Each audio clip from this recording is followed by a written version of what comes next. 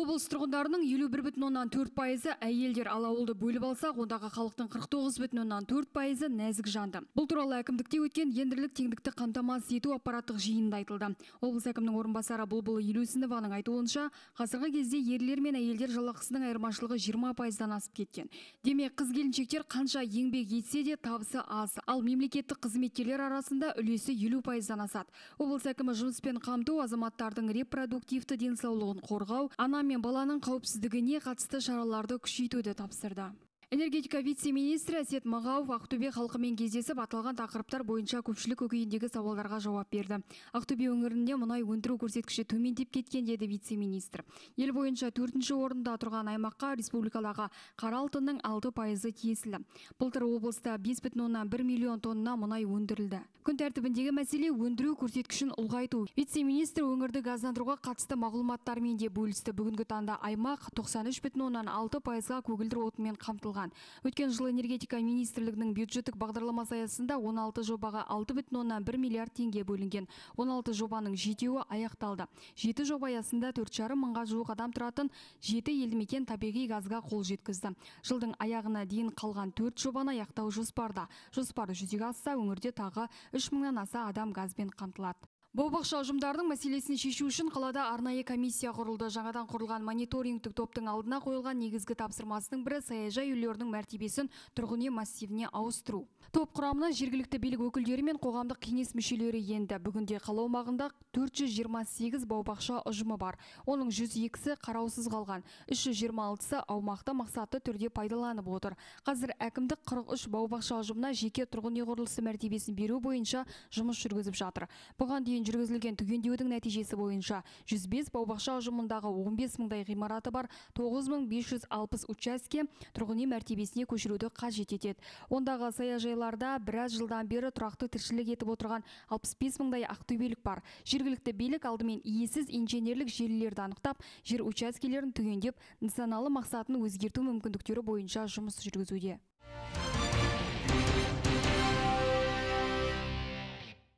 Әр салада еңбек етіп, аймақтың дамуына үлес қосқан арулар өнер орталығында бас қосты. Аяулы аналар мен құлпырған қыз-келіншектерге өңір басшысы да ізгі тілегін білдірді. Жыл басынан бері өңірде 58 мыңға жуық адам жұмыспен қамтылса, оның 29 мыңға жуығы әйел. Бұдан бөлек 4200-ге жуық әйел қыз-келіншек бастау бизнес жобасы арқылы еңбек нарығындағы сұранысқа ие мамандықтарды меңгерді. Яғни қоғам өміріне әйел адамдар белсене араласып, елге пайдалы еңбек етіп келеді. Өнер орталығында өз саласында ұзақ жыл еңбек етіп жүрген нағыз іскер әйелдер жиналды. Мәселен, Жәмила Сақтаған қызы 1987 жылдан бері Ақтөбе ферроқорытпа зауытының кран жүргізушісі.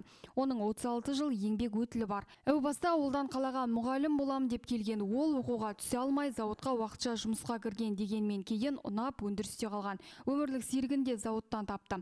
Марапатталғандардың арасында медицина саласының мамандары да бар. Солардың бірі Светлана Рыжкова. 70 жастағы профессор, қазір Марат Оспанов атындағы медицина университетінде шәкірттерге дәріс оқиды. Бір кездері өзі де осында білім алған. Шарада танымал өнерпаздар көпшілікке көтеріңкі көңіл күй сыйлады. Темір ауданында еңбегі жанған арулар іскер әйелдер форумы өтті. Форумды облыстық іскер әйелдер қауымдастығы мен аудан әкімдігі ұйымдастырды. Негізгі ой кәсіпкер әйелдерді қолдау. Осы бағытта қазір ауыл аманаты жобасы іске асып жатыр. Бизнес әліппесін үйренуге бел буғандар мен жобасын ұсынғандарға көмек көрсетіледі. Шара барысында білікті кәсіпкерлер округтерден жиналған 100-ден астам әйелге кеңес берді. Сонымен қатар аудандағы кәсіп иелері мен еңбек адамдары әртүрлі бағытта шеберлік сағаттарын ұйымдастырды. Өздері дайындаған бұйымдарды көрмеге қойды. Кейін аудан әкімінің орынбасары Нұрлыгүл Көжекбаева іскер әйелдерімізге алғыс айта отырып сәттілік тіледі. Қаладағы күшті құрылым қызметкерлері мереке қарсаңында волейболдан турнир ұйымдастырды. Мейрамды жыл сайын спорттық шарамен өткізетін олар биыл да 200-ден астам қыз-келіншектің басын қосып, ауқымды жарыс өткізді. Қала және аудандардан келген 14 команда бас жүлдеге таласты. Волейболдан әуесқой спортшылардың басын қосқан жарысты облыстық полиция департаменті ұйымдастырды. Қызметтік формаларын бір сәт спорт киіміне ауыстырған арулар жарысқа тыңғылықты әзірлікпен келген. Арасында әуесқойда, кәсіпқойда волейболшылар бар. Жарыстың жүлде қоры 2 миллион теңгені құрайды. Жүлделі орындарға қымбат бағалы сыйлықтар мен жеңімпаз кубогы табысталды.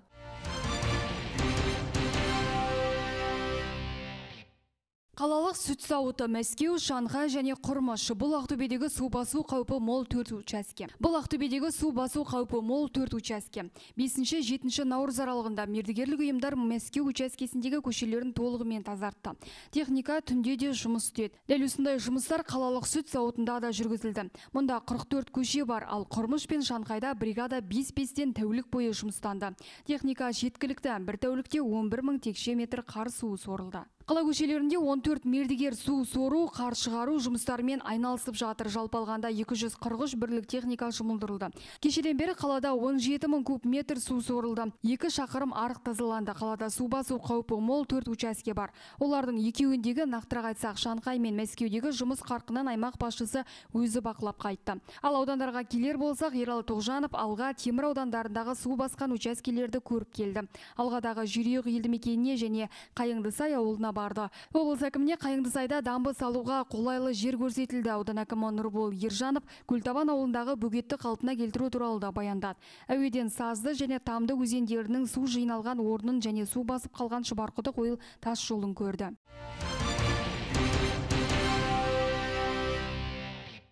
Облыстық өнер музейінде әдемілік әлемі тақырыбында көрме жәрмеңке ұйымдастырылды. Түрлі бағыттағы қолөнер шеберлері өз туындыларын назарға ұсынды.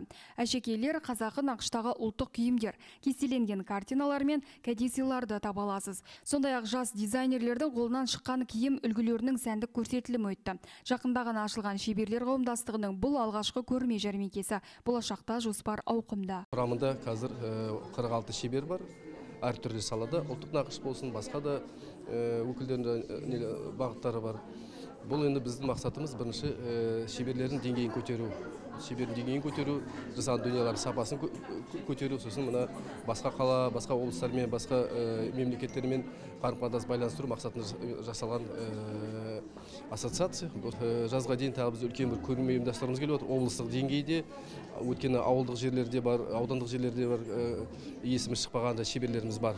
Соңғы қандас шеберлеріміз де бар. Оның барлығын біз бастарын қосып насихаттағымыз келіп отыр.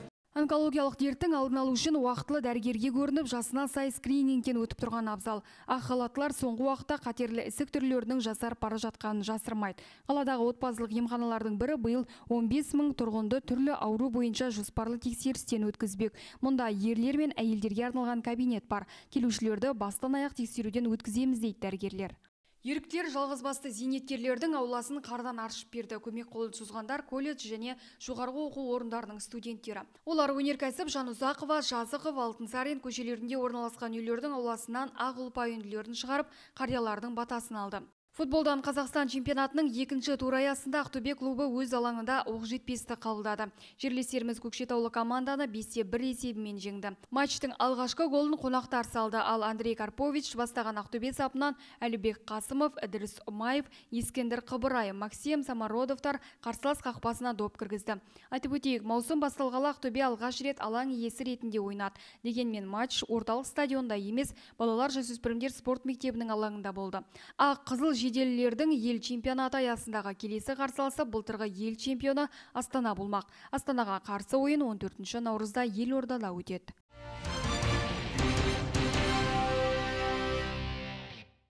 Сақтаған Бәйішев атындағы облыстық кітапханада әр бейсенбі сайын ұлттық құндылықтарды насихаттайтын іс-шара ұйымдастырылады. Мәдени кеш, кездесу түрінде өтетін жиындар ымырттағы кітапхана жобасы аясында жүзеге асып жатыр. Оқырмандар Ередіге жыр мектебі оқушылары және халық шығармашылық орталығы өнерпаздарының орындауындағы қисса дастандарды тыңдады. Облыстың бас имамы Серікжан Еншібайұлы Қазақ саңыраулар қоғамы мәдениет үйіне барып, есту және сөйлеу қабілеті бұзылған азаматтармен кездесті. Олардың сұрақтарына жауап берді. Сондай-ақ діни сауаттылығымды арттырғым келеді деген жандар үшін Мұнара ТВ телеарнасы жұмыс істейтінін еске салды. Мұнда азаматтарға имандылық және адамгершілік сынды түрлі құндылықтарды қамтитын дәрістер мен уағыздар сурдо аудармамен көрсетіледі. Мектептің өртке дайындығы тексеріліп, оқушылар мен мұғалімдерге оқыс оқиға болғанда қалай әрекет ету керектігі көрсетілді. Облыстық төтенше жағдайлар департаменті қызметкерлері азаматтық қорғаныс айлығы аясында қаладағы мектептердің бірінде оқу жаттығу жиынын өткізді. Мектеп ғимаратын тілсіз жау шарпығанда өрт сөндірушілер келгенге дейін қолдану керек сақтық шаралары айтылды. Айта өтейік, 25 ақпанда басталған шара наурыздың 25-іне дейін қаланың барлық мектебінде өтеді. Жолдағы қауіпсіздікті күшейту мақсатында өңірде арқан қорғау пилоттық жобасы енгізілді. Жүргізушілер тәртіп бұзса, полицейлер жүйеден онлайн түрде бірден көріп отырады. Осылайша бірнеше рет жол ережесін сақтамағандарды анықтауға мүмкіндік береді. Және көлік жүргізушілеріне айыппұл туралы хабарламалар жіберіледі. Жоба іске қосылған 4 күннің өзінде нәтижесін берді.